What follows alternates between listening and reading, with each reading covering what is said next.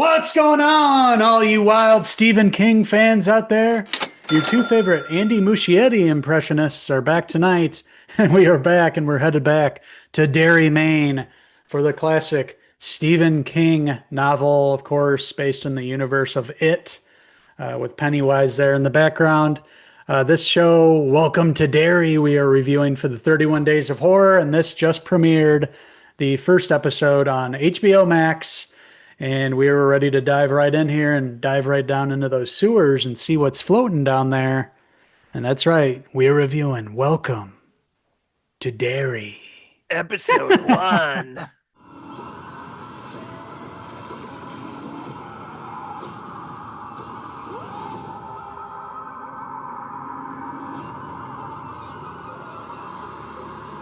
What's going on, all you wild rascals? Your two favorite Pennywise impersonators are back at it tonight. More 31 Days of Horror. We've been super stoked for this, series episode to drop during the Halloween season. What better way to and TV show to talk about during the Halloween season, of course, with Pennywise and It. Brand new series, Welcome to Derry, just dropped this past Sunday in the first episode, and it basically set up as back in the day.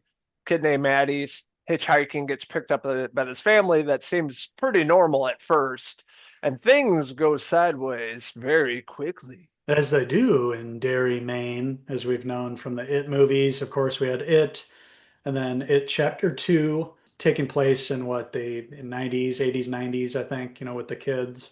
And this series going back, back in time to Derry back in the 1960s, I believe, for this first season. And the idea of this series, as it goes on from each season, they're going to go back in time.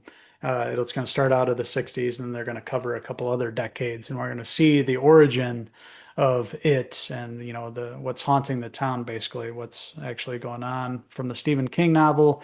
Very cool. So we have the obviously Andy Muschietti back here, working on the show. And, it's very evident from the get-go, it keeps the same style as the It movies, both one and chapter two has the same look and feel. And along with the look and feel and the same kind of, pace and atmosphere writing, is the CGI that comes along with it. We were talking about that. Just one of the things that you notice right away, the first scene in the car, like you were mentioning there at the beginning, where it's setting up, the kid going along with the family. They pick him up and hitchhiking, and they slowly, get crazier and things go crazy in the car. It becomes, it does build up the tension. But then, at the end of the scene, you get CGI. You get a CGI demon baby, basically, being born in the car. So the CGI just, we just don't like CGI. It takes us out, and it did a good job building the tension there for a few minutes. Guy comes out, and you're reminded, like, oh, that's kind of what went wrong for us for the movies, for the Muschietti movies, part one and chapter two.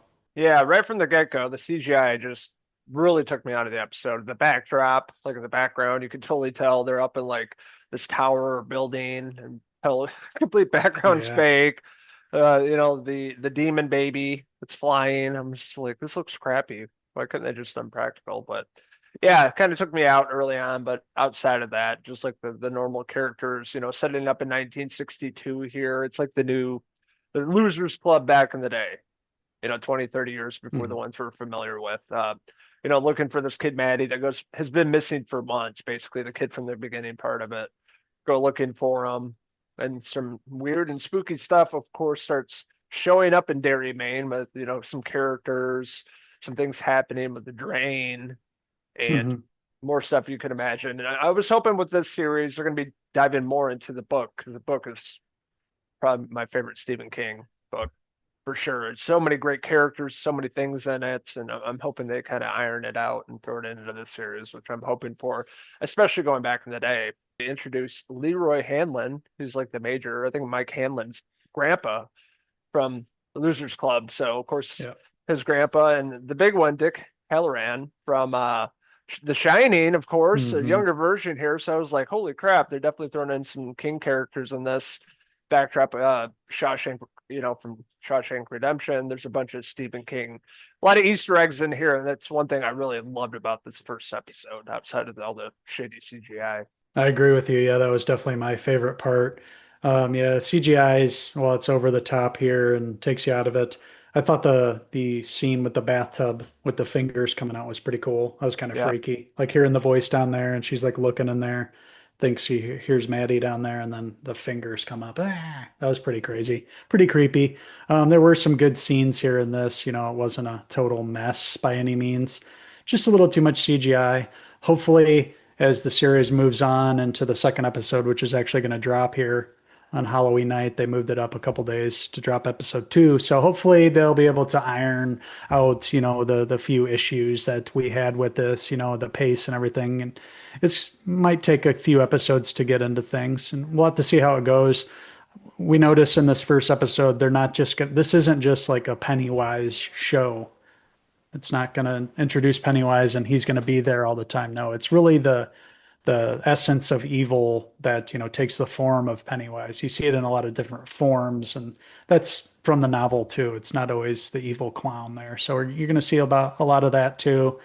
They are saying that you are going to see Pennywise, of course, eventually, but they're going to slow you into it. It's going to establish these characters first and take a little bit to build out the story here. But after the first episode, just kind of middle of the road for me. I'm gonna go ahead and give the first episode of Welcome to Derry. I'll probably give it a 3 out of 5 Dick Halloran hair pieces.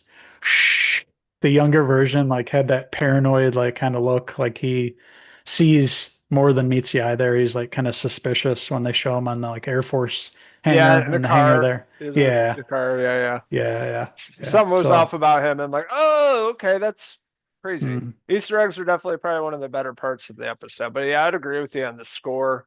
I thought it was okay. Not terrible, not great. It was just okay. CGI really took me out, but the characters, so the Easter eggs, the suspense, there's some cool horrific scenes and there's some cool gore. Kids were good. Like overall, I thought it was okay for sure, and I hopefully it gets better. And I'm actually pretty excited to check out the new episode on Halloween, see if it gets any better. I like the ending of the first episode, but overall, I would give the first episode of Welcome to Derry. I would give it a 3 out of 5. Pennywise hair pieces. We are definitely living our best lives here, and yeah, can't wait for these final nights and to throw on some other movies and shows, and then actually watch the second episode of Welcome to Derry on Halloween night. So that'll be cool. So we want to know what you guys think of episode 1 of Welcome to Derry. Maybe it blew you guys away. Maybe you loved it. Let us know in the comment section as always, and don't forget to stab, subscribe, pop that balloon. Also, check out these Wild Uncles on Facebook, X, and Instagram, and our website, Cinephellas.com, for the latest, greatest TV movie news and reviews. That's right. And until the next 31 Days of Horror, we're signing out from the sewer of Derry, Maine. We'll see you next year. I'm Uncle Henry. And I'm Andy Muschietti. Until next year, cheers! Cheers. Bye-bye.